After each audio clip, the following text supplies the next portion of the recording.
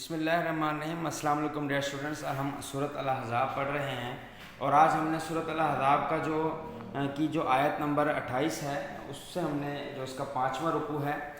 یہاں سے آج ہم نے سٹارٹ لینا ہے اور آپ کو بتاتا چلوں کہ یہ پورے کا پورا جو رکوع ہے یہ آپ کو نظر آ رہا ہے یہاں تک، یہ سارے کا سارا رکوع رسول اللہ صلی اللہ علیہ وآلہ وسلم کے گھرانے اور آپ صلی اللہ علیہ وآلہ وسلم کی ازواج سے متعلق ہے۔ رسول اللہ صلی اللہ علیہ وآلہ وسلم کا جو گھرانہ ہے اس میں آپ صلی اللہ علیہ وآلہ وسلم کی تمام ازواج مطہرات، اس کے ساتھ ساتھ جو ہے آپ صلی اللہ علیہ وآلہ وسلم کی جو اولاد ہے وہ اس میں شامل ہیں اور آپ صلی اللہ علیہ وآلہ وسلم کے جو داماد ہیں وہ آپ کے اس گھرانے میں شامل ہیں۔ تو یہاں پر ان آیات میں جو بات کی گئی ہے وہ ساری کی ساری جو ہے وہ رسول اللہ صلی اللہ علیہ وآلہ وسلم کی ازواج سے اللہ تعالیٰ براہ راست مخاطب ہے اور اپنے نبی کو حکم دے رہا ہے کہ اپنے ازواج سے جو ہے معاملہ کچھ اس طرح سے ہوا کہ جب مسلمانوں نے بنو نذیر اور بنو قریظہ کے لوگوں سے جو ہے وہ جنگ میں فتح حاصل کی تو مسلمانوں کے ہاتھ اچھا خاصا مال غنیمت لگا۔ جب مسلمانوں کے ہاتھ مال غنیمت آیا اور وہ مجاہدین میں تقسیم ہوا، گھر گھر جب مال غنیمت تقسیم ہوا تو خوشحالی آئی اور جو مسلمان تھے انہوں نے سکھ کا سانس دیکھا۔ جب مسلمانوں کے گھروں میں خوشحالی آئی تو اللہ کے نبی کی جو ازواج تھی، جو اس وقت 4 ازواج آپ کے نکاح میں موجود تھیں، انہوں نے اللہ کے نبی سے درخواست کی کہ ہمارے جو روزمرہ کے اخراجات ہیں جو ہمیں ملتے ہیں اس میں تھوڑا سا اضافہ کر دیا جائے۔ تو یہ بات اللہ کے نبی کو ناپسند آئی کہ نبی کے گھرانے کی جو عورتیں ہیں ان کو جو ہے وہ مال و دولت کی فکر نہیں ہونی چاہیے، ان کو نان و نفق کا کے لیے جو پورے کا پورا بھروسہ ہے وہ اللہ تعالیٰ پر کرنا چاہیے، ٹھیک ہے۔ تو اس لیے جو ہے نا اللہ تعالیٰ نے یہ احکامات دیے۔ اللہ فرماتا ہے کہ یا ایھا النبی، اے نبی، کل کہہ دیجئے کن سے جی؟ لازواجک، اپنی بیویوں سے۔ دیکھیں میں نے آپ کو پہلے کہا کہ یہ پورے کا پورا رکوع، اس رکوع میں ایک آیت بھی ایسی نہیں ہے جس پر اللہ تعالیٰ جو وہ کسی اور سائڈ پر جو ہے وہ گیا ہو۔ یہ پورے کا پورا رکوع جو ہے خالصتاً اللہ کے نبی کی بیویوں سے اللہ مخاطب، اور اس پورے کے پورے رکوع میں اللہ کے نبی کے ازواج کو مخاطب کیا گیا۔ اللہ فرماتا ہے کہ لی ازواجی کا، اپنی بیویوں سے کہو، ان کنتن، اگر تم ہو، تردنا، چاہنے والی، حیات دنیا، دنیا کی زندگی کو، وزینتہا، اور دنیا کی زینت کو، فتعالینا، تو آؤ، امتعکن، ہم کیا کر دیں تمہیں کچھ مال دے دیں، امتعکن، تمہیں کچھ دے دیں مال، واسرحکن، اور تمہیں کیا کر دیں رخصت کر دیں، سراحً جمیلہ، اچھے طریقے سے۔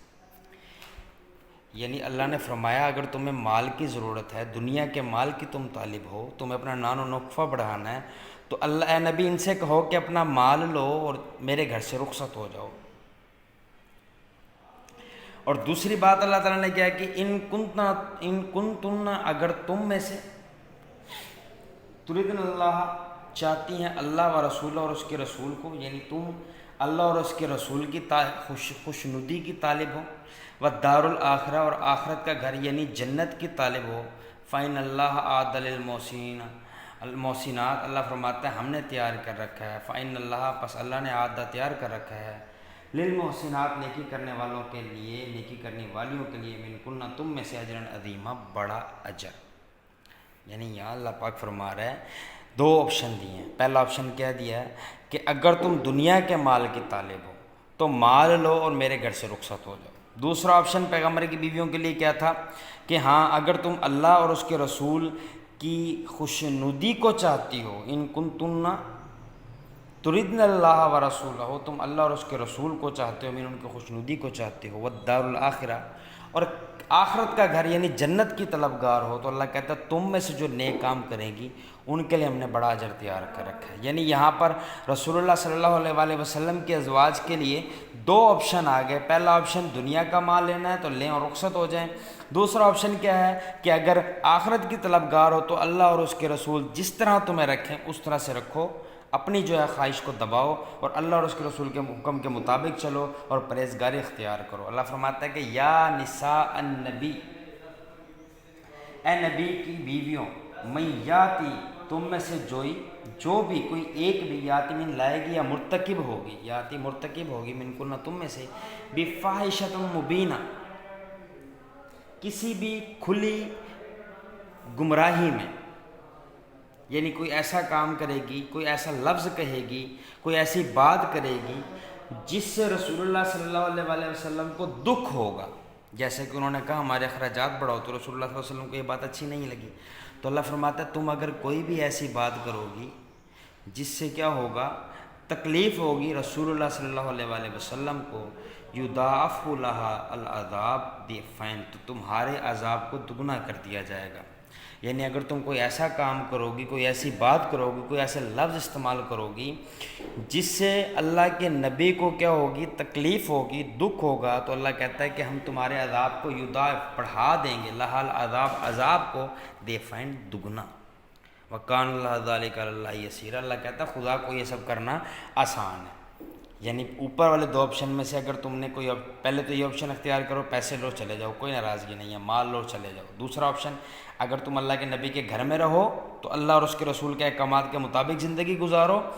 تم اگر کوئی غلط کام کرو گی، کوئی ایسے الفاظ استعمال کرو گی، کوئی ایسی بات کرو گی جس سے اللہ کے نبی کو تکلیف ہوگی، تو تمہیں دو گنا عذاب دیا جائے گا، عام عورتوں سے بڑھ کر عذاب دیا جائے گا۔ ساتھ اللہ تعالیٰ یہ بھی فرماتا ہے کہ وَمَن یَقْنُتْ، اگر تم میں سے کوئی، یقنت کا مطلب اطاعت کرنا، اگر تم میں سے کوئی اطاعت کرے گی للہ و رسولہ، اللہ اور اس کے رسول کی، وَتَعْمَلْ صَالِحًا، اور عمل کرے گی نیک صالح،